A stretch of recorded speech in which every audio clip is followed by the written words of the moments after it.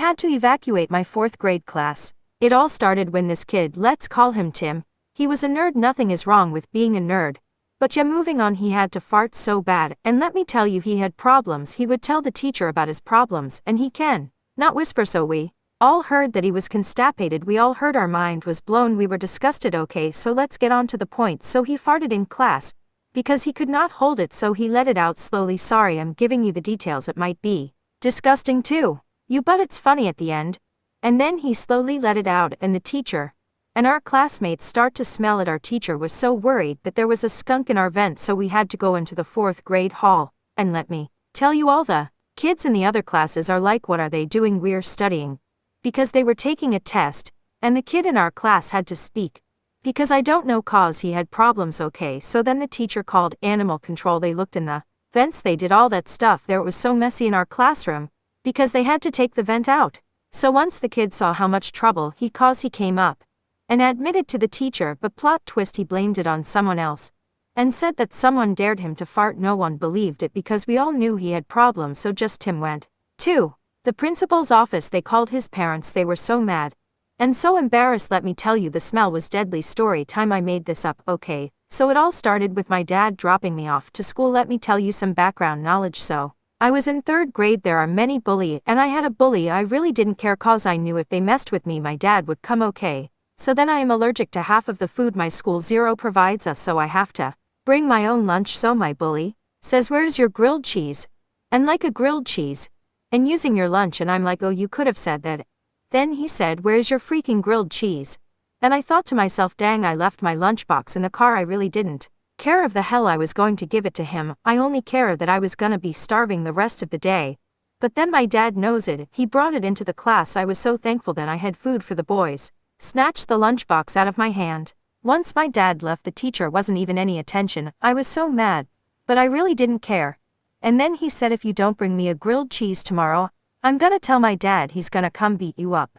And I'm like, okay, I don't care. My dad can beat you up. So then the next day comes and I forget my lunchbox in the car. The bully says, good job, he forgot my lunch. I'm like, remind you, that was my lunch that I forgot. And his dad is there. I was actually very scared if I thought my dad actually left, so I was panicking. My dad comes and gives me like my lunchbox. When his child comes and I'm like, hey, that looks like my stepdad. I knew it was my stepdad because before my mom passed, she said that I have a stepdad. The stepdad took care of me until my dad found out, which was today, so he didn't know I had stepped out. That's why he didn't tell me. Then he says, oh hey, what are you doing? You're Maya, go to the school. And then the boy's like, you know him? I'm like, yeah, he's my stepdad. He's like, no, he's my real dad. He's not your stepdad. And then my dad comes and he's confused like crazy. I thought so bad for him, so then I take a quick look at him and I'm like, wait, something's wrong. That's not what my stepdad looks like. And then I realize my mom said he had no children, so that's why I found out something's wrong. He looked different, so I told everybody to run because I noticed that face from a robbery across right live, so he was a kidnapper. That was a big plot twist and my heart was racing, so be careful. Story time, I made this up. Okay, so it all started when there's a creepy little girl that was in your class, and we are in 5th grade, so she was very quiet. She was in the back of the classroom. She talked herself, and then we heard the emergency alarm go off that there was someone in the building, so we had to lock herself in the bathroom. I was in the bathroom at that time, so it was a boys and girls school, so that time in years emergency alarm, no one care if the boys, we are in the girls bathroom at that time, so I was using the bathroom, mind my own business. When I heard the alarm go off, to the creepy girl came in the bathroom. She sat in the locker right next to me. And then when the robbers came into the bathroom, we all panicked. The robbers left. And we were like, why did they leave? So then that little creepy girl, let's call her Emma, she went outside because she talked to Robert, forgot we had 2 gunshots. And that's when we know it was real. We were so scared. The teacher ran in, tried to save the girl. Plot twist, when we heard the 2 gunshots, everyone was scared, so we went out. The 2 robbers were laying on the floor and the girl was smiling. We were scared but very happy. Story time, I made this up.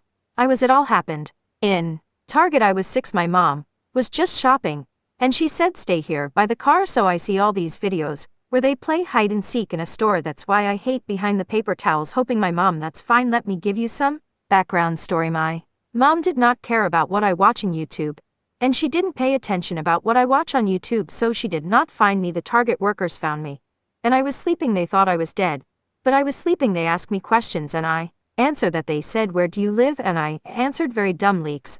I thought they don't know I'm hiding from my mom. And I was so dumb at the time.